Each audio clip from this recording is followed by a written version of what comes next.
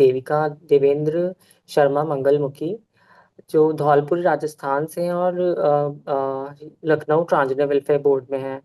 तो वो 1 साल से ट्रांसजेंडर जो कमेटी है, स्पेशली जो दलित वर्ग से आते हैं, उन लोगों को कंटिन्यूअसली, जो एससी और ओबीसी कम्युनिटी से आते हैं, उनको कंटिन्यूअसली वो हरास कर रही है, फोन कॉल्स के थ्रू हरास करती आई है, उनको मॉक करती है, कहीं कहीं कहीं पे लाइक हॉरिजॉन्टल रिजर्वेशन की डिमांड का मजाक उड़ाती है।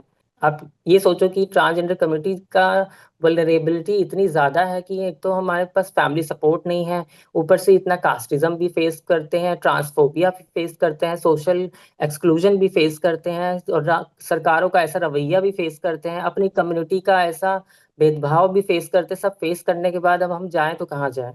हमारे पास हमारे अधिकारों के अलावा कुछ नहीं है, और एजुकेशन के अलावा हमारे पास कोई प्रॉपर्टी नहीं है। आज हमारे साथ याशिका जी जुड़ी हैं।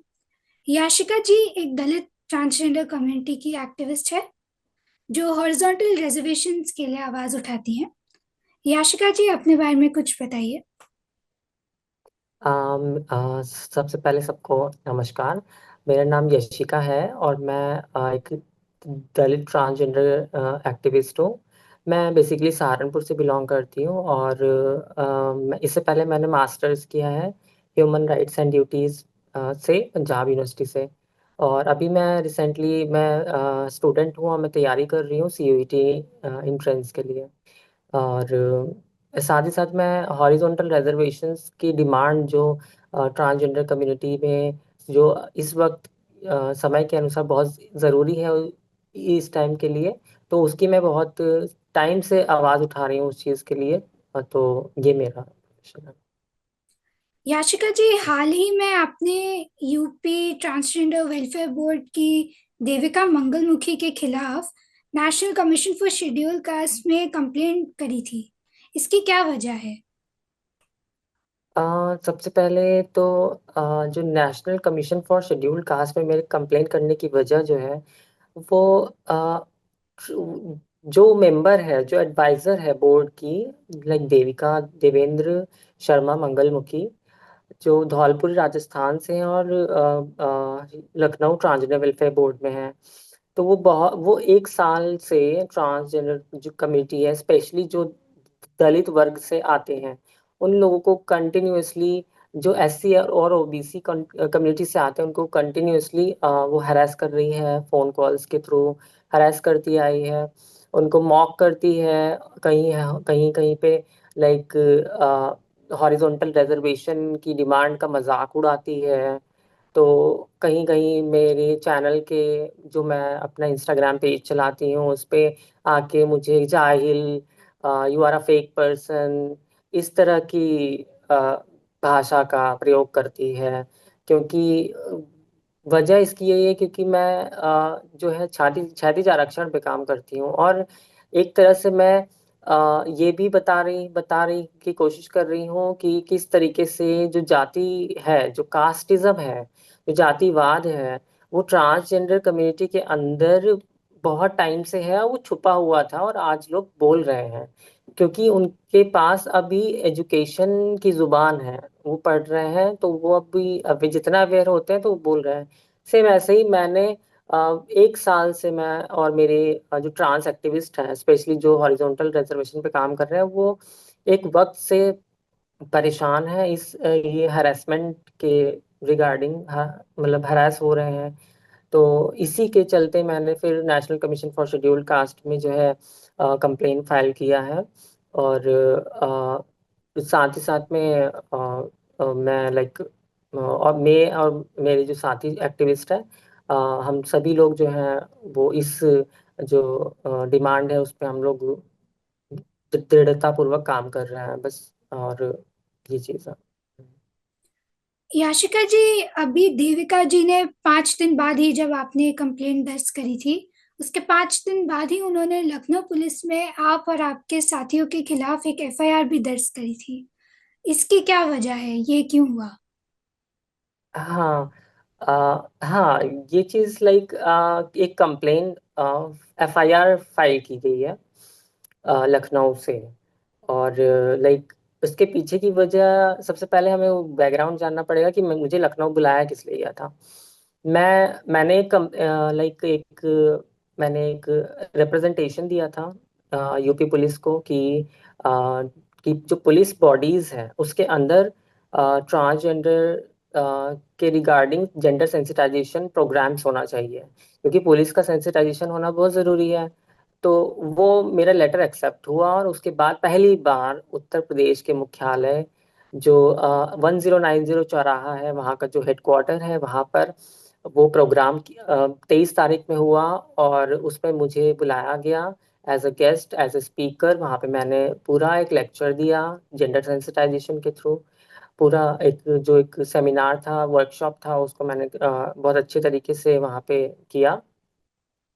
और दूसरी चीज़ ये है कि उसके कंप्लेन करने का एक एक मोटिव ये भी है, क्योंकि मैंने 3 तारीख को national commission for scheduled caste में कंप्लेन की थी, और उसके काउंटर में अपने बचाव में ही उसने एफआईआर लॉन्च की है, अपने बचाव में, क्योंकि उनके पास कोई ऐसा एविडेंस नहीं है। क्योंकि एफआईआर जब हम लॉन्च करते हैं तो एक एविडेंस होना भी जरूरी है, क्योंकि वो एक पॉलिटिकल पावर से बिलोंग करती है, उनके पास एक पॉलिटिकल पावर है।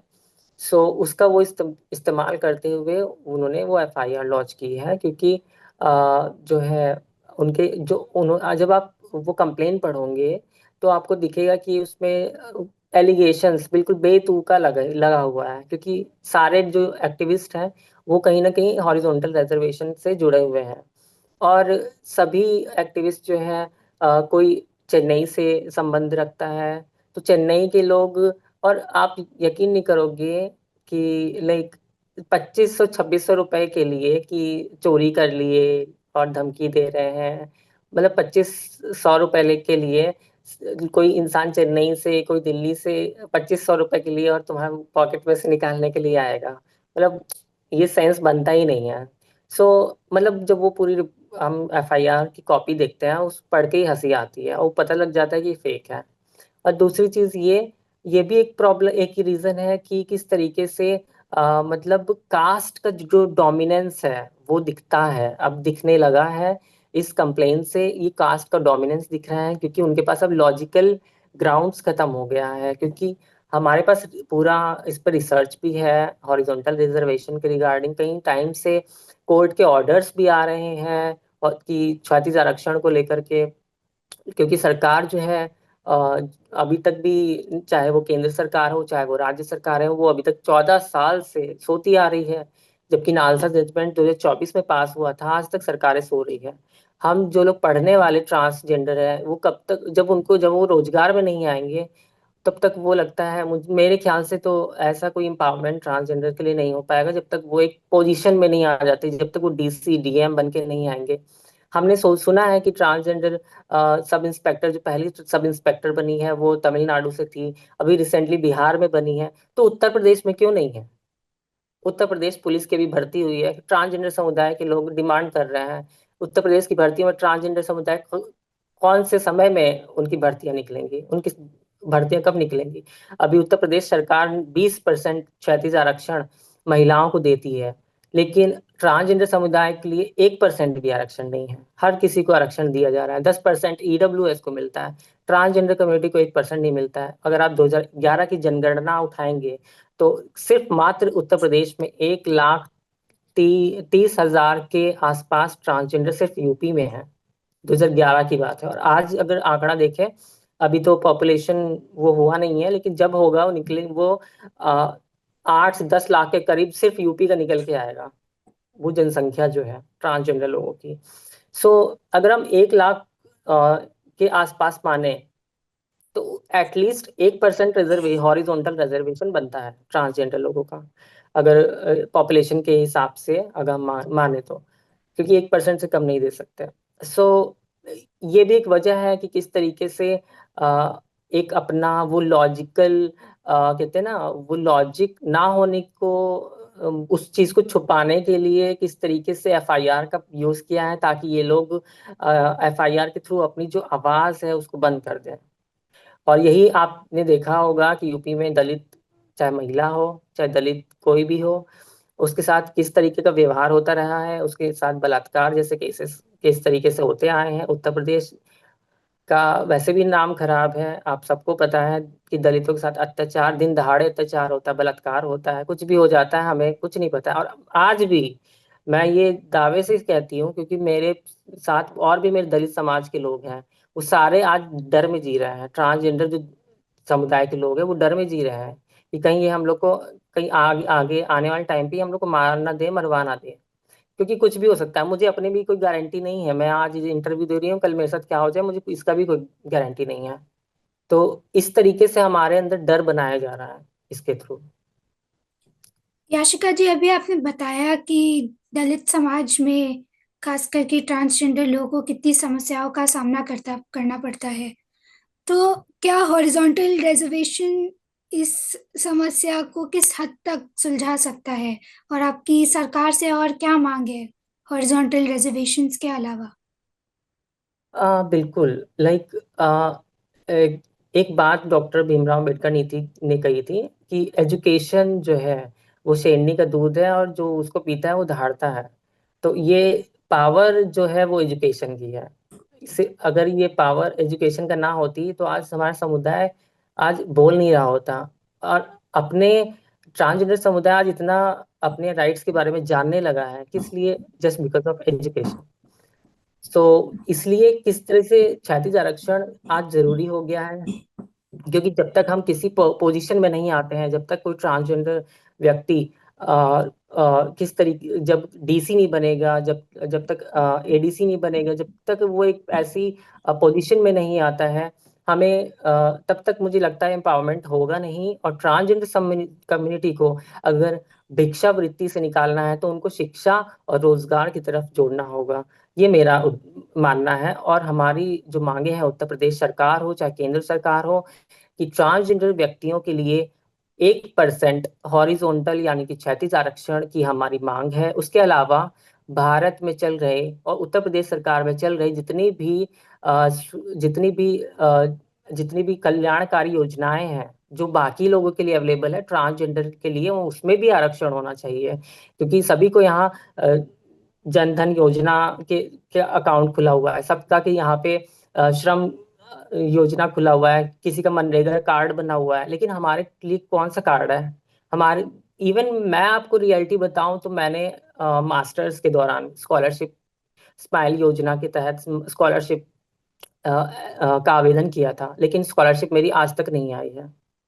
और मैंने कितनी बार मैंने मिनिस्ट्री को कंप्लेन कर दिया, मैसेज कर दिया, सब कुछ ईमेल कर दिया, लेकिन आज तक कोई रिप्लाई नहीं आया है, ना ही मेरी स्कॉलरशिप आई है। आप यकीन नहीं करोगी मैम, शिक्षा के को पाने के लिए मैंने अपनी मैम से भीख मांग मांग के, बोल बोल के मैंने अपनी मास्टर डिग्री कंप्लीट की है। आप ये सोचो कि ट्रांसजेंडर कम्युनिटी का वल्नरेबिलिटी इतनी ज्यादा है कि एक तो हमारे पास फैमिली सपोर्ट नहीं है, ऊपर से इतना कास्टिज्म भी फेस करते हैं, ट्रांसफोबिया फेस करते हैं, सोशल एक्सक्लूजन भी फेस करते हैं, और सरकारों का ऐसा रवैया भी फेस करते हैं, अपनी कम्युनिटी का ऐसा भेदभाव भी फेस करते हैं। सब फेस करने के बाद अब हम जाएं तो कहाँ जाएं? हमारे पास हमारे अधिकारों के अलावा कुछ नहीं है, और एजुकेशन के अलावा हमारे पास कोई प्रॉपर्टी नहीं है। याशिका तो जी, ये पावर पॉलिटिक्स कैसे प्ले करता है ट्रांसजेंडर कम्युनिटी में? मेरी जब जीन जी से बात हो रही थी तो उन्होंने बताया कि जब वो एफआईआर दर्ज करने गई थी तो उन्हें बहुत मुसीबतों का सामना करना पड़ा। बट देविका जी के एफआईआर के मुताबिक ऐसा लगता है कि वो बहुत आसानी से हो गया था। तो उस पे आपका क्या कहना बिल्कुल है? मैम, आप यहीं पे देख लो, जब मैंने national commission for schedule caste में कंप्लेन किया, उस पे अभी तक भी लाइक यूपी पुलिस का कोई भी कॉल नहीं आया मुझे कि उस पे कोई एक्शन हो। लेकिन किस तरीके से पावर स्ट्रक्चर, एक पावर आपके पास जब होती है तो किस तरीके से उसका लोग मिस यूज करके क्या कहते हैं, जो जो और कमजोर कड़ी के व्यक्ति हैं उनको और दबाने के लिए वो प्रयास किया जाता रहा है। और ये मैम पावर स्ट्रक्चर की मैं बात करूं, कई सदियों से हमारी कम्युनिटी, ट्रांसजेंडर कम्युनिटी ये बोलती आई है कि हमारे बीच में जातिगत भेदभाव नहीं होता, नहीं होता, नहीं होता। बहुत जगह आप सुनते आई हो। अगर नहीं होता है तो मैम मेरा एक सवाल है, छोटा सा सवाल है, कि अभी पिछले कुछ दिनों शंकराचार्य ने बोला था कि ट्रांसजेंडर जो है वो शंकराचार्य नहीं बन सकते हैं, वो सिर्फ पुरुष बन सकता है। और अभी यही मेरा भी मानना है कि जो महामंडलेश्वर हैं, जो महामंड आचार्य महामंडलेश्वर जो किन्नर अखाड़े का महामंडलेश्वर बने हैं, उसमें सारे ब्राह्मण और सारे अपर कास्ट के क्यों हैं? दलित समाज के ट्रांसजेंडर क्यों नहीं है? पहला सवाल तो मेरा ये है। और क्यों नहीं बनते हैं? यहीं पे पता चल जाता है क्यों, क्योंकि उसके लिए बेसिक प्रायोरिटी है कि वो ब्राह्मण होना चाहिए, ऊपर अपर कास्ट से होना चाहिए। तो यहीं पे पता चल जाता है कि जातिवाद किस तरीके से वो स्ट्रक्चर बना के रखा हुआ है, और लोग किस तरीके से वो उस पावर पॉलिटिक्स का यूज करके जो कमजोर तबके के लोग हैं, जो दलित आदिवासी समुदाय के लोग हैं, उनको दबाते हैं और उनके साथ कुछ भी करने के लिए वो उतारू हो जाते हैं। याशिका जी, जिस इंसिडेंट पे ये एफआईआर दर्ज हुई थी, जो कि 22 दिसंबर 6:30 बजे शाम का था, उस वक्त आप और आपके साथी कहाँ थे? मैम मुझे 22 तारीख को मैं लखनऊ में थी, ठीक है। और 22 तारीख को जो होटल मेरा बुक किया था वो भी जो पुलिस अधिकारी हैं जिन्होंने मुझे बुलाया था लखनऊ, उन्हीं के द्वारा ये बुक किया गया था। और क्या कहते हैं, मेरे जो बाकी साथी हैं, मेरी जो फ्रेंड है जैन कौशिक, उसका वो दिल्ली में थी, और उसका क्योंकि पैर का फ्रैक्चर था वो वहाँ पे थी, उसने भी अपना मेडिकल रिकॉर्ड दिखाया होगा। और मेरी फ्रेंड है जे वो क्या नाम है उनका, ग्रेस बानो। वो चेन्नई में रहती है मैम। उनको तो पता भी नहीं था कि ये केस, जब एफआईआर का पता चला वो खुद शॉक हो गई है, उनको खुद ही नहीं पता था कि एफआईआर एफआईआर हो गई है। तो मतलब और ऋत्विक जो है वो भी इनवाइटेड थे प्रोग्राम में, वो 23 तारीख में प्रोग्राम में ही मैंने उनमें वहाँ पे मुलाकात हुई है उनसे। तो आप ये चीज़ देख सकती हैं कि किस तरीके से अ, मतलब लोग अलग अलग स्टेट के हैं, और कहीं ना कहीं से, क्योंकि सारे हॉरिजॉन्टल रिजर्वेशन से जुड़े हुए हैं। क्योंकि ग्रेस बानो एक टाइम से, बहुत लंबे समय से तमिलनाडु में ट्रांसजेंडर समुदाय के लिए क्षैतिज आरक्षण की मांगे रखती आई हैं। और आज ये मांगे उठकर यूपी तक आ गई हैं। आज ये मांगे, आप यकीन नहीं करोगे मैम, आज यूपी तक आ गई हैं। और इसका आज बात ये हो गई है कि आज ये कास्टिज्म पे आ गई है, कि एक बात कास्टिज्म पे भी आ जाती है कि कास्ट किस तरीके से पावर प्ले करता है, कास्टिज्म कितना मेंटली हरास करता है, कितना सुसाइडल होता है, मतलब किस तरीके से हरास कर देता है मेंटली तरीके से। अब रही बात उसकी कंप्लेन की, जब वो आप कंप्लेन पढ़ेंगी तो आपको पता चलेगा कि बहुत सारी चीजें ऐसी एलिगेशंस है। लाइक जब जहाँ पे वो इंसिडेंट की बात की हुई है, मैं एक छोटी सी बात करती हूँ कि आजकल साइंस और टेक्नोलॉजी का ज़माना है, और ऐसे में आजकल लाइव लोकेशन आसानी से पुलिस चेक कर सकती है। तो एग्जैक्ट सेम टाइम का लाइव लोकेशन आप मेरा भी चेक कर लो, आप उनका भी चेक कर लो, आप क्लियरिटी तो वही हो जानी है। तो पता चल जाएगा कि क्योंकि सामने वाला जो करता है कंप्लेन, तो ऑब्वियस सी बात है, मैंने अगर कंप्लेन की है तो उसका काउंटर में ही उसने किया है। क्योंकि 22 तारीख को, क्योंकि अगर कोई जुर्म करता है ना तो मैम, तो वो दोबारा कमीशन में जाके वो कंप्लेन नहीं करेगा। सो ये चीज़ है। और हर चीज़ की मैम, मेरा हिसाब से प्रूफ होना चाहिए, एविडेंसेस होने चाहिए। हमारे पास तो प्रॉपर एविडेंसेस हैं, हर चीज़ का एविडेंस है, ऑडियो रिकॉर्डिंग्स है, सब कुछ है, अवेलेबल है। एक थैंक तरह यू से वो सो बौखलाहट दिख रहा है, बस वही है। Thank you so much Yashika ji. हम उम्मीद करते हैं कि आपकी लड़ाई हॉरिजॉन्टल रिजर्वेशंस के लिए सक्षम रहे। धन्यवाद। जी ma'am, thank you ma'am, thank you so much.